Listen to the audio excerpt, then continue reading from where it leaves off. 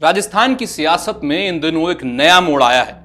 पिछले कुछ समय से राजस्थान में युवाओं और छात्रों से जुड़े मुद्दे लगातार चर्चा में हैं।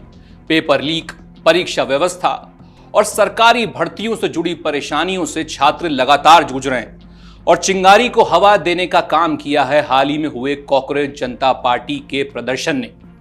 और इसी बीच राहुल गांधी की कोटा यात्रा ने पूरे राजनीतिक माहौल को और गर्मा दिया है।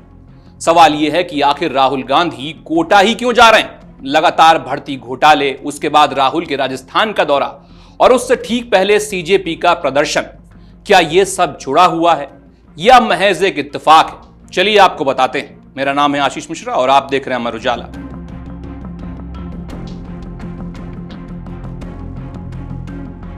सबसे पहले बात करते हैं कि आखिर राहुल गांधी के कोटा दौरे की क्या खास बात हो सकती है।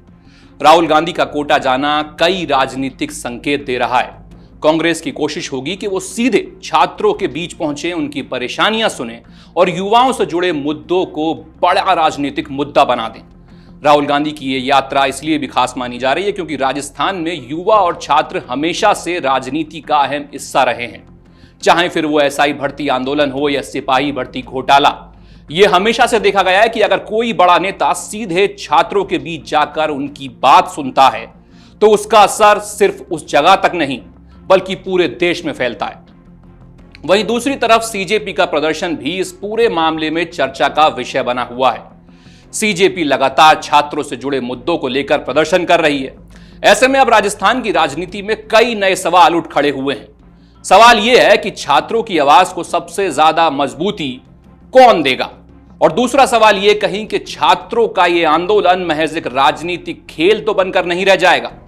देखिए, कांग्रेस चाहती है कि वो इस मुद्दे को अपने पक्ष में लेकर बीजेपी सरकार पर दबाव बनाए। वहीं सीजेपी भी छात्रों के बीच अपनी जगह बनाने की कोशिश कर रही है। यानी अब राजस्थान में सिर्फ बीजेपी और कांग्रेस के बीच राजनीतिक मुकाबला नहीं दिख रहा, बल्कि छात्रों के मुद्दों को लेकर एक अलग तरह की लड़ाई भी नजर आ रही है।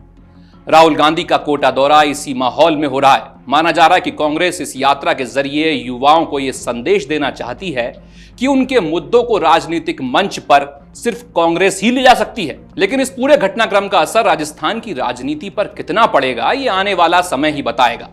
क्योंकि अगर छात्र और युवा किसी मुद्दे पर एकजुट होकर आवाज उठाते हैं तो उसका असर राजनीति पर जरूर दिखाई देता है।